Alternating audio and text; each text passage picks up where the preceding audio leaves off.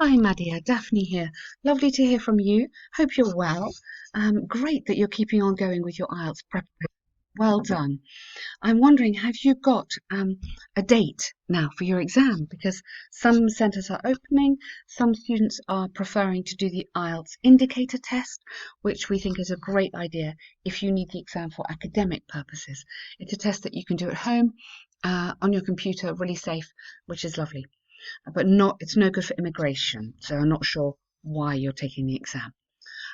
Okay, so here we go. Next essay. Countries with a long average working time are more economically successful than those which do not have a long working time. To what extent do you agree? Okay. Experts throughout the developed and developing world have debated whether or not long working hours are indispensable for economic prosperity. Lovely. Great writing. Lovely paraphrasing. Well done. Some believe the longer and harder you work, the more you succeed. Personally, I disagree. Fabulous. I love this. The longer and harder, the more you succeed. Well done.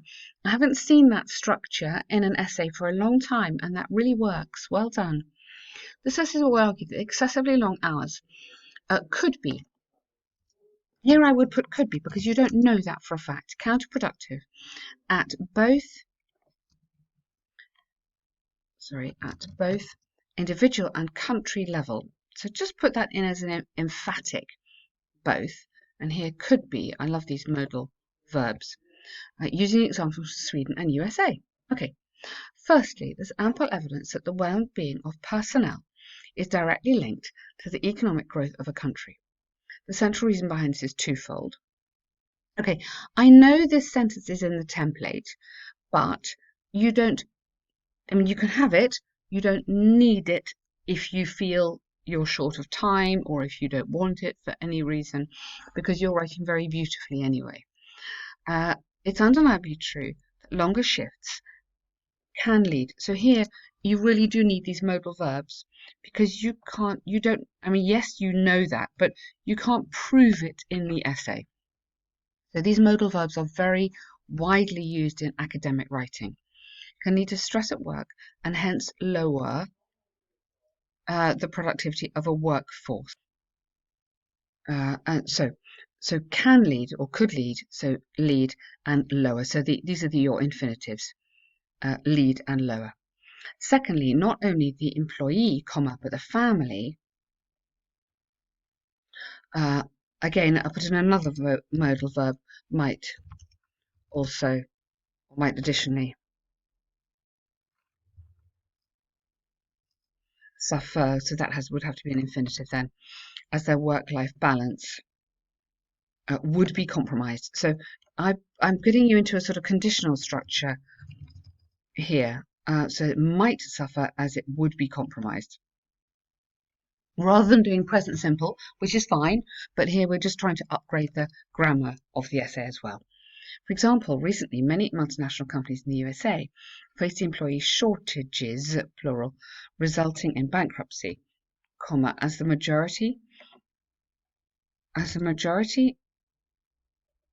of them, or of workers, you could have. Now quit, we don't have ed, it's an irregular verb, just quit, due to immensely hectic work schedules. So they each had a schedule, so that should be plural. Must not be forgotten that although generating revenue is integral for running any organisation, retaining employees by keeping them satisfied, so this should be in commas because this is the little sub-phrase, is vital as well. Therefore, it's conclusively clear economies will only blossom if the team is kept at peace and harmony. Well done. Is kept running. Running.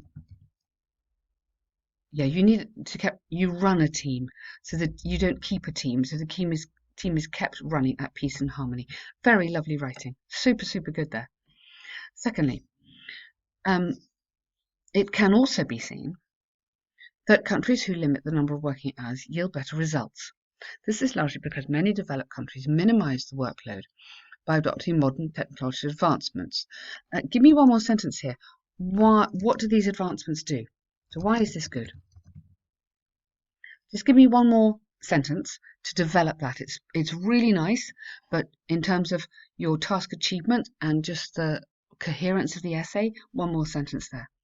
For instance, in Sweden, all the work related to accountancy is carried out with the help of computers. And as a result, to connect this together, and for the coherence, it's better if you keep going here.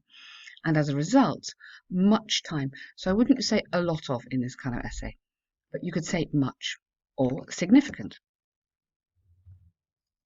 Time and energy is saved now compared to the past, comma, when everything was done manually. Very nice, really nice, lovely. That is super writing there. From the arguments examples given, I firmly believe that increased duration at work is insignificant for insignificant. I'd say irrelevant, I think, actually.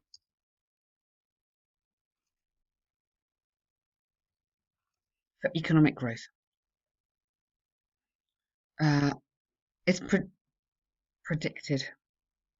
No, not predicated, that's different. Predicted. Sorry. Oops. Predicted. That many governments, I mean, we again watch out on this stepping back, this sort of the modal verbs, the stepping back from it. Don't make these big statements. Many governments who will change their strategies, who decide to change their strategies in terms of working hours would be able to progress rapidly or more rapidly because you're comparing it. It's like a comparison to those who don't. Okay, but really lovely writing there. Very confident, clear ideas. Coherence is great. Lovely language in there. Couple of little mistakes, and my main thing would be on the modal verbs. Really embrace and enjoy using these words. They will help you. Otherwise, very good essay. Great response. So we've got the shoe sales here, bar chart. Okay, there's static, so 2018. Here we go. The bar chart shows the sales of brown and leather shoes in 9 European countries in 2018. Overall, the data depicts there's no clear trend between countries and types of shoes chosen. While Poland sold the highest number of brown leather, black leather dominated the Hungarian market. Additionally, brown leather shoes were purchased the least in Belgium. Lovely. Very good overall sentence. Just do a little comma. There. I think you don't like commas. Here we go. The largest number of brown shoes was sold in Poland at around 140,000, followed by Germany and Hungary with more or less. Lovely. And a comma before respectively as well. Great. Belgium was the only country that sold the lowest number of brown shoes. You can't be the only one that sold the lowest. That grammatically that doesn't work because the lowest is always the only one. So Belgium was the country, you don't need only there, that sold the lowest number of brown shoes, approximately 100,000, which was 13 times less than that of Irish. Oh, yeah, Irish. No apostrophe. Irish brown shoe sales. Yeah, fantastic. Good. The lowest number of brown shoes. It's only 5.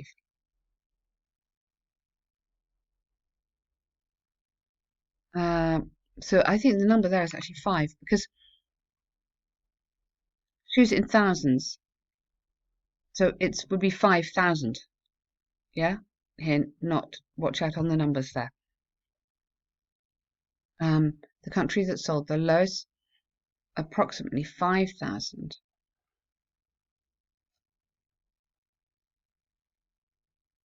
Which was 13 times less. Very nice. Good comparison. Lovely. While Poland's black leather sales were nearly half of their brown, those for Belgium were 10 times more. Good, this is fantastic. I love how you're grouping, you're comparing. Totally the right strategy. Hungary, and then here, comma there, being the highest seller of black leather shoes, yes, comma, sold 5 times more than France. You could put units, so you don't have to keep on repeating them. France, standing at 130. Germany and Ireland had somewhat equal If you're saying somewhat, you could put approximately, because those match up quite nicely in there. Okay, what a lovely answer. You've done exactly what you had to do. You have summarized, you have grouped, and you have compared. So totally super, super response. Two very confident answers. I hope you're doing your exam soon. This is looking really good. Well done.